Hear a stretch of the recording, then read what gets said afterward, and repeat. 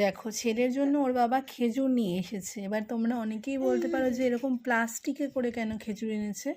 তার কারণ একটাই, যে যেগুলো প্যাকেটিং থাকে না, ওর ভেতরে বেশিরভাগ খেজুর কিন্তু নষ্ট থাকে।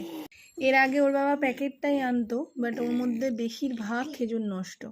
তো সেই জন্যই এরকম মানে দোকানদারই বললো যে এই খেজুরগুলো ভালো, এগুলো নিয়ে যান, এগুলো ভালো হবে।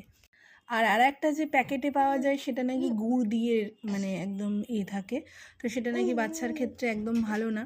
তো সেজন্য এই খেজুরগুলোই এবারে আনা হয়েছে বাবাইকে খাওয়াবো বলে। তোমরা তোমাদের ছেলেকে কোন খেজুরটা খাওয়াও?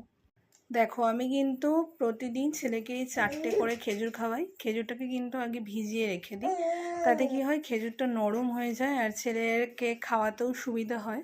কখনো ওকে হাত দিয়ে মানে টিপে টিপেও খাইয়ে দিই এমনি, কখনো আবার ম্যাশও করে দিই। আচ্ছা, তোমরা তোমাদের বাচ্চাদের কীভাবে খেজুর খাওয়াও একটু জানিও তো। আমি আরও অন্যরকমভাবে খাওয়াই, যেমন ধরো সকালে যখন সুজি দিই তখন সুজির মধ্যে কলা, খেজুর এটা মিক্সড করে দিই।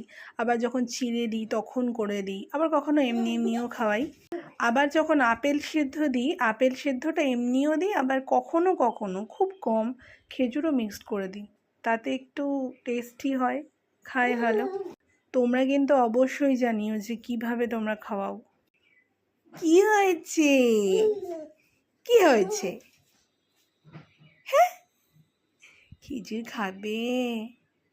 সোনা বাবাটা তো, এটা তো আমার সোনা বাবা।